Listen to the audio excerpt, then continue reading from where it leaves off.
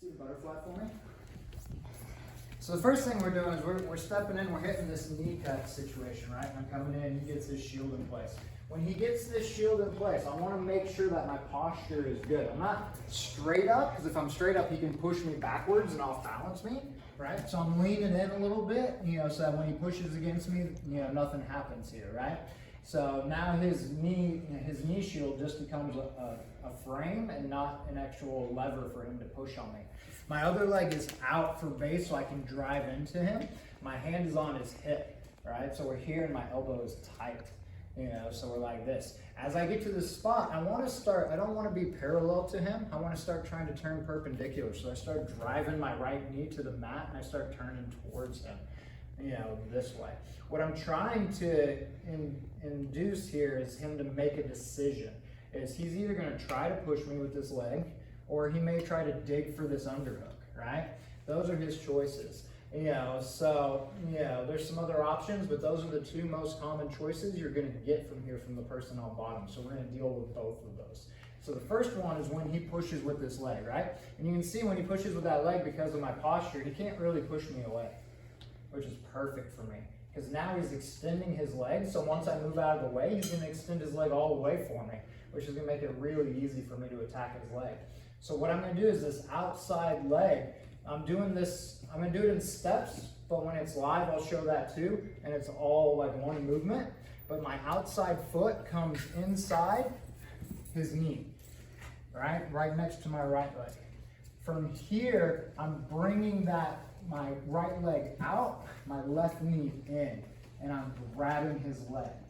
As I fall back, my foot goes to his top hip, and we're right here. I'm already in position with the heel exposed to come in here. Since his heel is off the mat, I'm just gonna place hold it here, and I'm gonna come underneath with my left arm under his ankle and get what we call a reverse grip. I'm just grabbing my elbows. I wanna make sure that the part right at the base of my thumb is what's connected to his heel, right? I don't wanna go all the way to my elbow or anything like that. It's just right there at the wrist. And that way it locks it in place. And I go elbows to elbow. From here, I'm tight and I'm just turning to square my hands up with my chest, and usually they tap before I even get squared up. If for some weird reason I get all the way turned and he hasn't tapped yet, then I would hip in to finish, right? So that's what we're gonna work here to start. So again, stepping in, knee cutting, he gets this shield, right? I'm leaning forward just a little bit, so when he pushes into me, nothing happens here. Right, my leg's out for base, hand on the hip, elbow tight, knee goes to the mat, and I start turning towards him a little bit. As he pushes into me to try to push me off of him, that's gonna be my signal to bring my left leg in. As my right knee points to the ceiling, I grab his leg, fall back, foot on the hip, right? Come under the ankle, come under to get my reverse grip. Now I square my arms up with my chest, right? So now, what it looks like live. Right, I come in here, he pushes, and we finish. Right? Let's hit it. 3, 2, 1. So now when I step in and I get here, I want you to start trying to make this, instead of 3, 4 moves, together to make it one move as we blend it, right?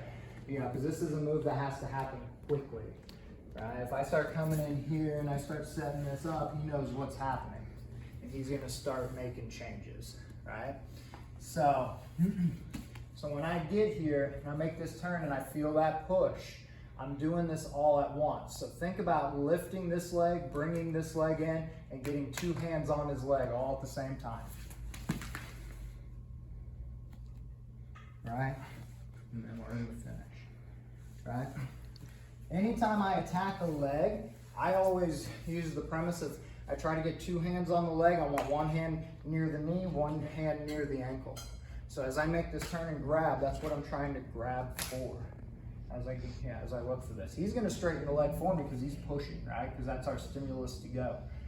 So I know when I remove my body, his leg's going to stay attached to me because he's already trying to push me away, right? So his leg's right there. And I'm just catching that knee, catching my ankle, and then we have our finish, right? So let's try to make it a little smoother now. Try to turn it into one move instead of 3 or 4 different pieces, right? Let's do it. 3, 2, 1. Instead of attacking the heel hook, we're going to attack a straight ankle because sometimes you can't do heel hooks in competition. So, all right, so we're going to do the same whole setup. I come in here, he starts to push, I land here. Only difference is now there's a hole right here at my hip. I just punch my hand through there, all right? Just like I'm sticking my hand in my pocket. All right? And now I turn. All right? I'm connecting my wrist to my hip. All right? I can finish this with one arm because my hips are doing all the work. When I land here and this shoots in, I'm just connecting my forearm right to my hip, right to that bone that sticks out there. So that when I make this turn, now it's just my hips that finish, that push through, right? I'm not pulling with my upper body at all. It's all hips. Does that make sense? Need to see it again? We got it. One more time. One more time. Down sideways. Cross leg. Isn't too good. All right, so we get here, punch it through, connect it right to my hip.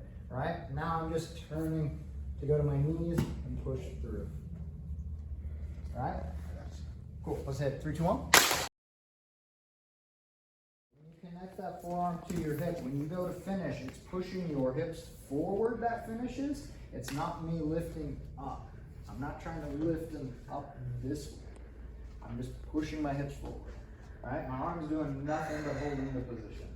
All right? So, one of the big things to think about, and I say this over and over and over again, and maybe one day it'll sink into everybody, all right, is my hands control the position, they take the slack out. My hips finish, right?